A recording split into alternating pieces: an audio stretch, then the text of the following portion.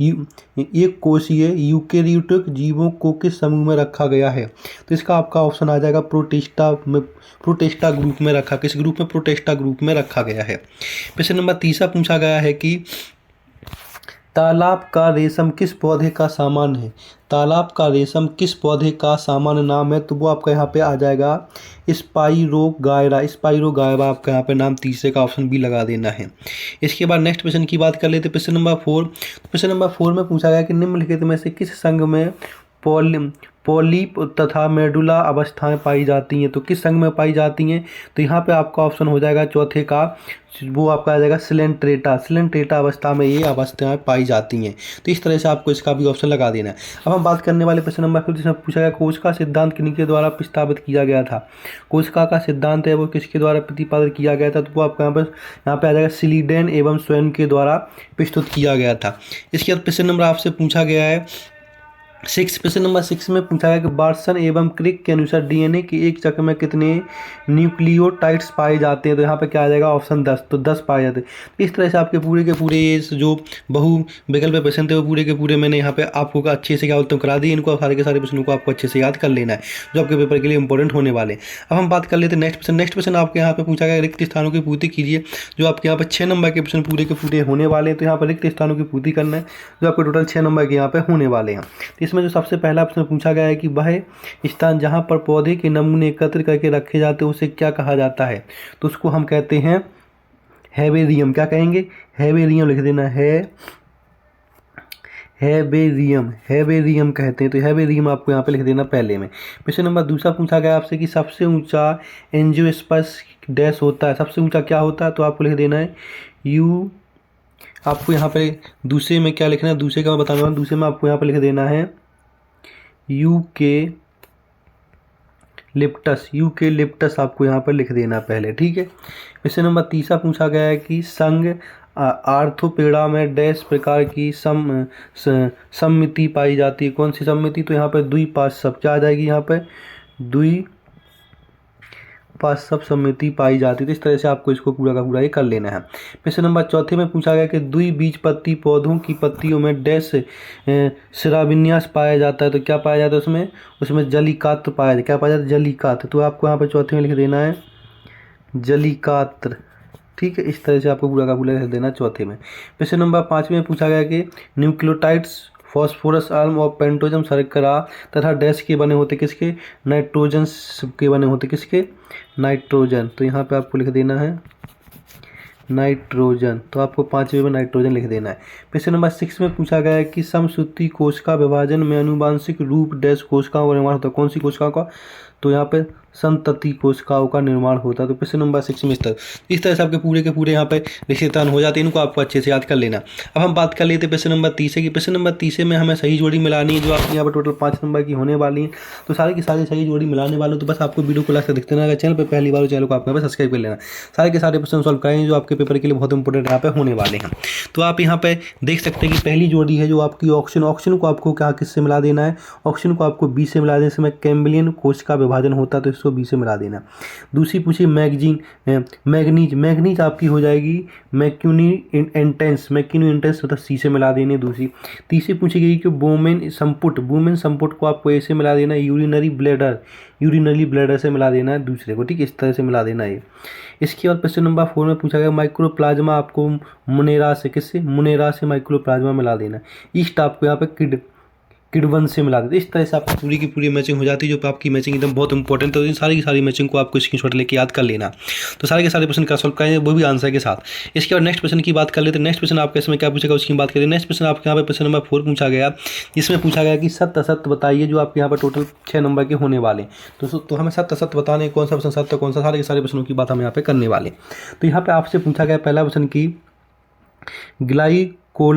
Glycolysis की क्रिया कोशिका द्रव में संपन्न होती है। सत्य या सत्य? आपको एकदम सत्य हो जाएगा। यहाँ पे सही हो जाएगा। तो यहाँ पे क्या लिख देना आपको? यहाँ पे आपको यहाँ पे सत्य लिख देना। ठीक है। पहले में प्रश्न नंबर दूसरा पूछा गया। प्रश्न नंबर दूसरे को देखेंगे। तो प्रश्न नंबर दूसरे में पूछा गया कि बायोफाइट केवल नम छाया स्थानों पर पाए जाते हैं। नम छाया स्थानों पर पाए जाते हैं। सही या गलत? एकदम आपको यहाँ पे सत्य हो जाएगा। तो इसको सत्य कर लेना। प्रश्न नंबर तीसरा पूछा गया कि प्रकाश संश्लेषण की दर हरे प्रकाश में सबसे अधिक होती है, सही या गलत है? प्रश्न नंबर तीसरे का देख लेना, एकदम आपकी गलत हो जाएगी, असत्य हो जाएगा। ठीक है। प्रश्न नंबर 4 पूछा गया कि 80 एस राइबोसोम 60 एस और 40 एस इकाई में मिलकर बना होता है, ये एकदम सत्य हो जाएगा। प्रश्न नंबर 5 पूछा गया कि अमीनो अम्लों में COOS समूह नहीं पाया जाता, सत्य या असत्य है? ये आपका एकदम असत्य हो जाएगा। इसके बाद प्रश्न नंबर 6 पूछा गया कि कुछ स्थानीय स्तंतनियों को छोड़कर सभी स्तंतनियों में 14 कपाल तंत्रिकाएं होती हैं, ये एकदम सत्य हो जाए। तो यहाँ से सत्य सत्य आपको पूरे के पूरे अच्छे से कर लेने हैं। अब हम बात करते हैं नेक्स्ट प्रश्न की। नेक्स्ट प्रश्न आपका इसमें पूछा गया प्रश्न नंबर 5, जिसमें हमें एक वाक्य में उत्तर पूरे के पूरे बताने। टोटल 5 प्रश्न आपके यहाँ पे पूछे जाने में, तो एक वाक्य में पूरे के पूरे बता देने, सारे के सारे प्रश्नों के आंसर मैं यहाँ पे आपको बताने वाला। तो यहाँ पर देखेंगे सबसे पहला प्रश्न पूछा गया कि शैवालों में पाए जाने वाला वर्णक का नाम लिखिए। तो शैवालों में क्या पाया जाता? तो शैवालों में पाया जाता है आपके यहाँ पे फाइको एरियल लिख देना पहले में। ठीक है। प्रश्न नंबर दूसरा पूछा गया कि अस्थि को अस्थि से जोड़ने वाले ऊतक क्या कहलाते? लिंगामेंट। क्या आ जाएगा यहाँ पे? लिंगामेंट आपका यहाँ पे आ जाएगा। ठीक है। दूसरे में। तीसरे में क्या पूछा गया? तीसरे में पूछा गया है कि मटर का वनस्पति नाम क्या होता है? तो आपको यहाँ पे लिख देना है पायसम मेंटावन लिख देना प्रश्न नंबर तीसरे में। चौथे में पूछा गया है कि अंतरावस्था की किस अवस्था को शांत अवस्था कहा जाता है? तो GO अवस्था को कहा जाता है। ठीक है। इस तरह से आपको पूरे के पूरे करने ने। और यहाँ पे आपके सामने जो 5th क्वेश्चन था उसका भी आंसर मैं यहाँ पे बता देता हूँ आपको। तो 5th नंबर क्वेश्चन का आंसर देख लीजिए। 5 नंबर प्रश्न पूरा हो गया। जो आपका यहाँ पे 5th नंबर प्रश्न है उसमें पूछा गया कि प्रोटीन अणु में अमीनो अणुओं के बीच पाए जाने वाला बंधक क्या कहलाता है? उसको हम कहते हैं हाइड्रोजन। क्या कहते हैं? हाइड्रोजन। तो यहाँ पे प्रश्न नंबर 5th में हाइड्रोजन। तो इस तरह से आपके प्रश्न नंबर 5 तक पूरे के पूरे सारे प्रश्न करा देंगे। अब इसके बाद जो भी प्रश्न आपके होने वाले हैं वो प्रश्न आपको 2 नंबर के होने वाले हैं। 2 प्रश्न पूछे जाने वाले, 2 में से कोई एक प्रश्न कर लेना है। इन सब के आंसर आपको वीडियो के लास्ट में मिलने वाले हैं। तो बस वीडियो में आपको यहाँ पे बना रहना है। और अगर चैनल पर पहली बार हो चैनल को आपको सब्सक्राइब कर लेना। तो सारे के सारे प्रश्न कराए जाएंगे, बस वीडियो में आपको बना रहना, वीडियो को पूरा का पूरा लास्ट तक देखते रहना।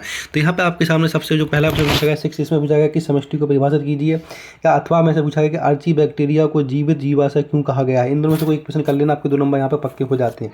प्रश्न नंबर 7 में पूछा गया कि द्वि निषेचन को स्पष्ट कीजिए। और अथवा में पूछा गया कि खुले परिसंचरण तंत्र एवं बंद परिसंचरण तंत्र में 2 अंतर लिखिए। तो इस तरह से 7 में से कोई एक कर लेना है। प्रश्न नंबर हम 8 की बात कर लेते हैं। प्रश्न नंबर 8 में पूछा गया है कि क्या बोलते हैं 70 एस और 80 एस राइबोसोम में एस का क्या अर्थ है, या इसको बताइए। या फिर प्रोकैरियोटिक कोशिका और यूकैरियोटिक कोशिका में कोई 2 अंतर, लेकिन दोनों में से कोई एक प्रश्न आपको यहाँ पे कर लेना है। प्रश्न नंबर 9 पूछा गया कि कैंची को किसानों का मित्र क्यों कहा गया, ये बताइए। या फिर अथवा पूछा गया उपस्थिति और अस्थिति में कोई 2 अंतर लिखिए। इन दोनों में से कोई एक आपको यहाँ पे कर लेना है। प्रश्न नंबर 10 की बात कर लेते हैं। प्रश्न नंबर 10 में पूछा गया कि न्यूक्लियोसाइड क्या है, इनके उदाहरण लिखिए। या फिर अथवा में पूछा गया है कि कोशिका चक्र की जीव अवस्था को प्रशांत अवस्था क्यों कहा गया, ये बताना है। प्रश्न नंबर 11 में पूछा गया कि ब्लैकमैन का सीमा कारक सिद्धांत लिखिए। या फिर किडबन की क्रिया को स्पष्ट कीजिए। इन दोनों में से कोई एक प्रश्न आपको कर लेना, आपके यहाँ पर 2 नंबर पूरे के पूरे पक्के हो जाते हैं। अब हम बात कर लेते हैं प्रश्न नंबर 12 की। प्रश्न नंबर 12 में पूछा गया है कि बृहद जैव अणु क्या है, 2 उदाहरण लिखिए। या फिर अथवा पूछा गया पौधे के किस हार्मोन्स को तनाव हार्मोन्स कहते हैं और क्यों कहते हैं, ये बताना है। प्रश्न नंबर आपसे यहाँ पर 13 पूछा गया, जिसे पूछा गया कि जलीकात समांतर शिलान्यास में कोई 3 अंतर लिखिए। जो आपका यहाँ पर 3 नंबर का होने वाला है। 3 नंबर का होने वाला है। इन दोनों में से कोई प्रश्न आपको यहाँ पे इसमें पूछा गया समसूत्री विभाजन को समीकरण विभाजन क्यों कहा गया है। इन दोनों से कोई प्रश्न कर लेना, आपके यहाँ पर 3 नंबर पूरे के पूरे पक्के हो जाते हैं। अब हम बात करने वाले नेक्स्ट प्रश्न की। नेक्स्ट प्रश्न आपके यहाँ पर पूछा गया 14 प्रश्न। 14 नंबर प्रश्न पूछा गया कि पादप कोशिका एवं जंतु कोशिका में कोई 3 अंतर लिखिए। या फिर अथवा में पूछा गया कि शैवालों के 3 प्रमुख लक्षण लिखिए। तो इनमें से कोई एक प्रश्न आपको यहाँ पे कर लेना। प्रश्न नंबर 15 में पूछा गया कि समीक्षा एवं असमीक्षा पुष्प क्रम में कोई 3 अंतर लिखिए। या फिर अथवा में पूछा गया कि केंद्रक के कार्यों का उल्लेख कीजिए। तो इन दोनों में से कोई एक प्रश्न आपको कर लेना। आपके यहाँ पर सारे के सारे प्रश्नों का आंसर वीडियो के लास्ट में मिलने वाले हैं। अगर इसका PDF चाहिए तो टेलीग्राम ज्वाइन करें, वहाँ पर इसका PDF मिल जाएगा। पहले आप क्वेश्चन देख लीजिए पूरे के पूरे, इसके बाद हमें सबके आंसर आपको बताने वाले हैं। इसके बाद प्रश्न नंबर आपसे यहाँ पर 16 पूछा गया। 16 में पूछा गया कि पादप कोशिका का मानचित्र बनाइए। या फिर तंत्रिका का नामांकित चित्र बनाइए। इन दोनों में से एक प्रश्न कर लेना, आपके 3 नंबर पूरे के पूरे यहाँ पे हो जाते। प्रश्न नंबर 17 में पूछा गया कि प्रोटीन के 4 प्रमुख कार्य लिखिए, या फिर डीएनए और आरएनए में कोई अंतर लिखिए, जो आपके यहाँ पे 4 नंबर पूरे के पूरे हो जाते हैं। इन दोनों में से एक प्रश्न कर लेना, आपके 4 नंबर यहाँ पे पूरे के पूरे हो जाते हैं। प्रश्न नंबर आपसे यहाँ पे पूछा गया 18। प्रश्न नंबर 18 में पूछा गया है कि किण्वन की क्रिया को स्पष्ट करते हुए इसके महत्व लिखिए, या फिर अथवा में समसूती व सूती कोशिका विभाजन में कोई 4 अंतर लिखिए। ये आपके इन दोनों से एक प्रश्न कर लेना, आपके 4 नंबर पूरे के पूरे यहाँ पे हो जाते हैं। प्रश्न नंबर 19 से पूछा गया कि C3 और C4 पौधों में कोई 4 अंतर लिखिए, या फिर ग्लाइकोलाइसिस तथा ग्लाइकोलाइसिस तथा क्रेब्स चक्र में कोई 4 अंतर लिखिए, या फिर अथवा में पूछा गया है यहाँ पे, अथवा में पूछा गया है, ये अथवा वाला हो गया। प्रश्न नंबर 20 पूछा गया आपसे कि मूत्र निर्माण की क्रिया विधि को इसके विभिन्न चरणों की सहायता से स्पष्ट कीजिए, या फिर बसंतीकरण की प्रक्रिया को स्पष्ट करते हुए इसका महत्व लिखिए। तो इस तरह से पूरे के पूरे आपके 20 प्रश्न हो जाते हैं। 20 से 20 प्रश्न आपको अच्छे साथ कर लेना। अब हम इन सब के आंसर आपको बताने वाले हैं, तो बस वीडियो में आपको यहाँ पे बना रहना, वीडियो को जानने से सेकंड है और वीडियो इसको देख सकें। तो हम यहाँ पर प्रश्न नंबर 6 का आंसर देखने वाले और 7 का सारे प्रश्नों का आंसर हम यहाँ पर देखने वाले। बस वीडियो में आपको बनाना, वीडियो को पूरा लास्ट तक आपको यहाँ पर देखते रहना है। तो यहाँ पे देख सकते हैं इन सब के आंसर में यहाँ पे बताया। तो यहाँ पर देख लीजिएगा, यहाँ पे आपके सामने प्रश्न नंबर 6 का आंसर है, जिसमें हमें यहाँ पे दिए गए समय में क्षेत्र बताने थे कि इसमें हमें समष्टि क्या होता है, समष्टि के बारे में। तो ये प्रश्न नंबर 6 है, पूरी की पूरी परिभाषा आपको यहाँ से यहाँ तक याद कर लेनी है। प्रश्न नंबर 6 का आंसर पूरा का पूरा आपके सामने ये है। इसके बाद प्रश्न नंबर हम आपके पास 7 का आंसर। तो 7 में हमें यहाँ पे बताना था कि द्विनिषेचन प्रणाली क्या है उसके बारे में। तो यहाँ पर लिखा कि आवृतबीजी पौधों में होने वाले एक जटिल प्रक्रिया, इसमें एक मादा युवक और 2 नर युवक मिलकर फल बनाते हैं, जैसे द्विनिषेचन में 2 तरह के संलयन होते हैं। तो इस तरह से प्रश्न नंबर 7 का पूरा आंसर आपको यहाँ पे कर लेना है। देखिए प्रश्न नंबर 8 की बात कर ले। प्रश्न नंबर 8 में आपसे पूछा गया था कि यहाँ पे 17S और 80S राइबोसोम में S का क्या मतलब होता है। तो यहाँ पे आपको लिख देना है सेबिट बैग की इकाई या अवसाद गुणांक होता है। यह एक अप्रत्यक्ष माप और जो राइबोसोम के घनत्व और आकार को निर्धारित करने में मदद करता है। और यहाँ पे इसके बारे में ज़्यादा इंफॉर्मेशन है, तो अगर आपको ज़्यादा कुछ याद करना है तो आप यहाँ से याद करें। प्रश्न नंबर 8 का आंसर ये आपके सामने हो जाएगा। इसके बाद प्रश्न नंबर 9 का आंसर देखेंगे। प्रश्न नंबर 9 में आपसे यहाँ पे क्या बोलता हूँ, ये प्रश्न नंबर 9 में आपसे पूछा गया था कि केंचुओं को किसानों का मित्र इसलिए कहा गया, मतलब केंचुओं को किसानों का मित्र इसलिए कहा गया है क्योंकि ये मिट्टी को छिद्रपूर्ण बनाते हैं और मिट्टी को उर्वरक बनाते हैं, और केंचुए मिट्टी की बनावट को बेहतर बनाते हैं, जिससे मिट्टी ढीली ही हो जाती है और हवा अंदर आ जाती है। केंचुए मिट्टी में पूरे खोद कर मिट्टी को छिद्रपूर्ण बनाते हैं। तो इस तरह से आपको यहाँ पे ये प्रश्न नंबर 9 का आंसर लिख लेना। प्रश्न नंबर 10 में आपसे यहाँ पे पूछा गया था कि कोशिका चक्र का जीव चरण क्या होता है, इसके बारे में होता है, जिसमें वे कोशिकाएं जो आगे अभिव्यक्त नहीं होती हैं तथा निष्क्रिय अवस्था में पहुंचती हैं, जिसे कोशिका चक्र की प्रसन्न अवस्था में जीव कहा जाता है। तो प्रश्न नंबर 10 का आंसर आपको पूरा का पूरा यहाँ पे कर लेना है। इसके बाद आपके सामने आ जाता है प्रश्न नंबर 11। प्रश्न नंबर 11 में पूछा गया था आपसे यहाँ पे कि ब्लैकमैन का सीमा कारक सिद्धांत क्या होता है, वो आपको यहाँ पे बता दें। प्रश्न नंबर 11 का पूरा आपको यहाँ पे कर लेना है। इसके बाद प्रश्न नंबर आपके सामने यहाँ पे आता है 12। प्रश्न नंबर 12 में पूछा गया है आपके सामने प्रश्न नंबर 12 या आपके सामने प्रश्न नंबर 12 जिसमें पूछा गया कि जिन अणुओं का आकार बड़ा होता है और जिनका आणविक भार ज़्यादा होता है उन्हें बृहत जैव अणु या बृहत अणु कहते हैं। इतनी परिभाषा लिखनी थी आपके 2 नंबर यहाँ पे पक्के पूरे के पूरे थे प्रश्न नंबर 12 में। इसका प्रश्न नंबर 13 में आपसे पूछा गया था कि समसूत्री विभाजन को समीकरण विभाजन इसलिए कहा जाता है क्योंकि इस प्रक्रिया में गुणसूत्रों की संख्या मूल कोशिका के बराबर बनी रहती है, इस तरह यह एक समीकरण बन जाता है। तो आपको प्रश्न नंबर 13 का पूरा आंसर आपको यहाँ तक लिख लेना है। तो आपके पेपर के लिए इंपॉर्टेंट होने वाले सारे प्रश्नों का आंसर बताने वाले, बस वीडियो में आपको बना देना। इन सब का आंसर आपको PDF के माध्यम से टेलीग्राम चैनल मिल जाएगा, तो वहाँ से आप इसका PDF डाउनलोड कर सकते हैं। अब हम बात करने वाले हैं प्रश्न नंबर 14 की। प्रश्न नंबर 14 में आपसे पूछा गया था कि शैवालों के 3 प्रमुख लक्षणों को लिखिए। तो पहला लक्षण, दूसरा, तीसरा लक्षण है, इसको आपको लिख लेना है, ठीक है, यहाँ से यहाँ तक प्रश्न नंबर 14। इसके बाद प्रश्न नंबर आपसे यहाँ पे पूछा गया प्रश्न नंबर 15। प्रश्न नंबर 15 में आपसे पूछा गया था कि प्रश्न नंबर 15 में पूछा गया था कि यहाँ 15 में पूछा गया था कि कोशिकाओं के केंद्रक के कोई कार्य लिखे। तो आपको कार्य लिख लें, जितने आपको कार्य लगते हैं वो आप याद कर लीजिए, आपके पेपर के लिए बहुत इंपॉर्टेंट आपको प्रश्न